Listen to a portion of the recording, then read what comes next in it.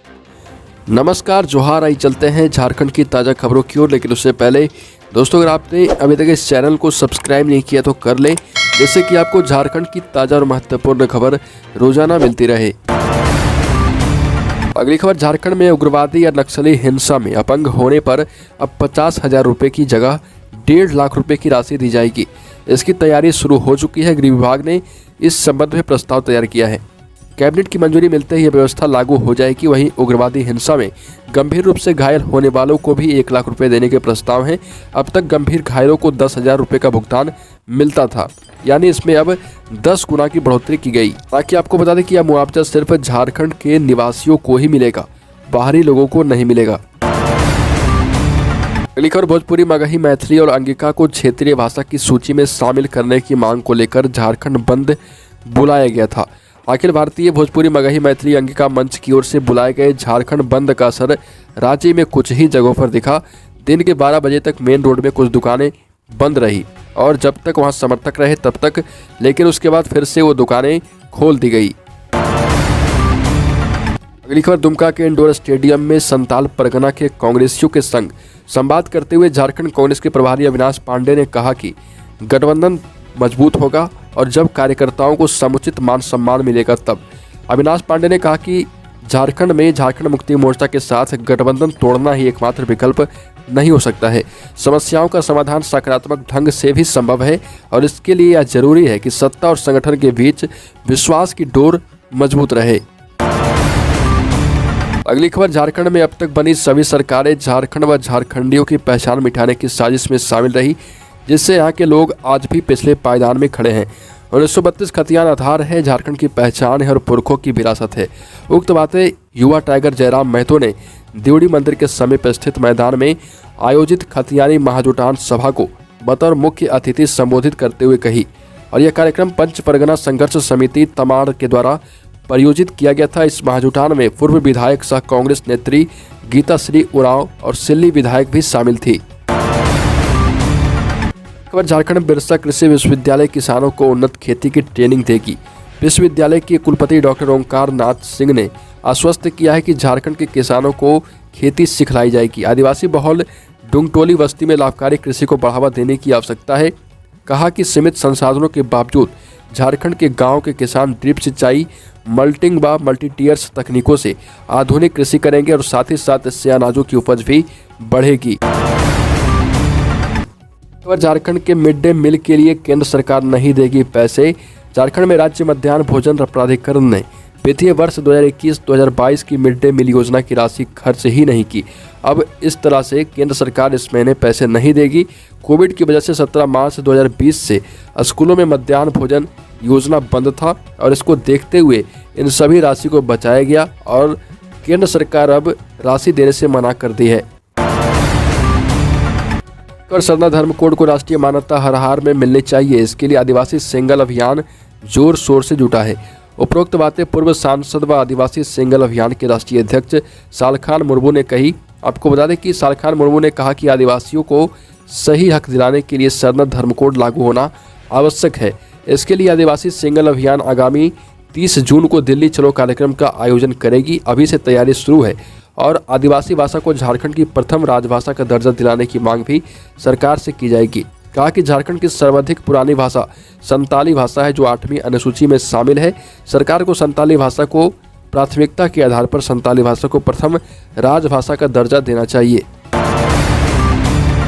तो झारखंड में लागू होने जा रहा नया नियम। आपको बता दें कि मद्य निषेध व शिक्षा मंत्री जगन्नाथ महतो ने कहा कि राज्य में एक नया कानून लागू होने जा रहा, जिसमें किसी के पास एक साथ 5 लीटर से अधिक शराब पाए जाने पर अवैध माना जाएगा और गैर जमानतीय धाराओं के तहत प्राथमिकी दर्ज की जाएगी। नई शराब नीति में छत्तीसगढ़ का कंसल्टेंट बहाल किया गया है और अब किसी के पास एक साथ 5 लीटर से अधिक शराब पाया गया तो उसके खिलाफ पुलिसिया कार्रवाई भी की जाएगी। और स्थानीय व नियोजन नीति समेत अन्य मांगों को लेकर आजसू समेत कई संगठन 7 मार्च को विधानसभा का घेराव कर रहे।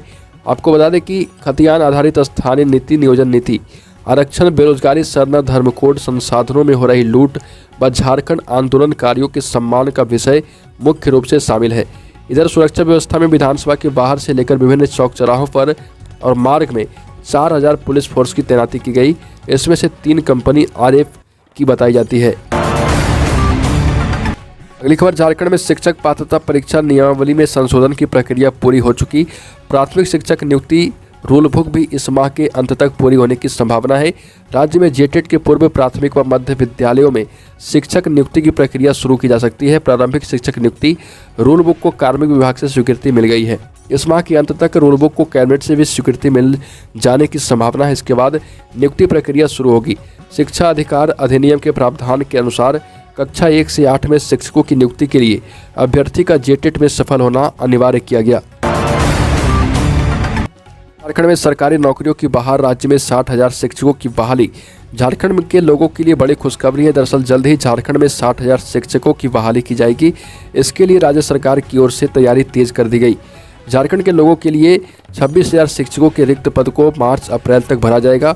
वहीं अन्य पदों पर भी बहाली प्रक्रिया जल्द शुरू की जाएगी। ऐसे में इतने अधिक पदों पर शिक्षकों की बहाली होने पर झारखंड में शिक्षक बनने की इच्छा रखने वाले अभ्यर्थियों को काफ़ी राहत मिलने की उम्मीद है।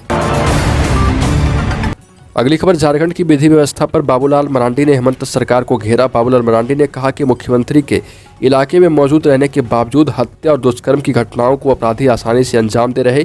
हाल के दिनों में नक्सली घटनाओं को लेकर उनका कहना था कि पिछली सरकार के दौरान नक्सली अपनी मांद में जा छिपे थे। प्रदेश के पहले मुख्यमंत्री और वरीय भाजपा नेता बाबूलाल मरांडी को अपने धनबाद प्रवास के दौरान वर्तमान झारखंड सरकार को अपराधियों के पालनहार की संज्ञा दी। मरांडी स्थानीय परिसदन में आयोजित पत्रकार सम्मेलन को संबोधित करते हुए कहा कि सरकार की सह पर ही न केवल अपराधी बल्कि नक्सली भी बेरोक टोक अपनी गतिविधियों को अंजाम दे रहे। खबर, झारखंड में 100 करोड़ की लागत से 3000 हेक्टेयर में होगी ऑर्गेनिक फार्मिंग। दरअसल झारखंड के किसानों के लिए बड़ी खुशखबरी है। झारखंड में 100 करोड़ की लागत से 3000 हेक्टेयर में ऑर्गेनिक खेती शुरू की जाएगी। दरअसल झारखंड में ऑर्गेनिक खेती को बढ़ावा देने के लिए राज्य सरकार की ओर से लगातार प्रयास किया जा रहा।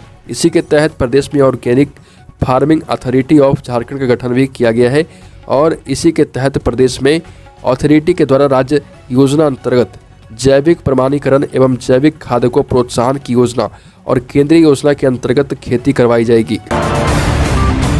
खबर, झारखंड में 7 साल बाद फार्मासिस्ट ANM तकनीशियन की होने जा रही बहाली।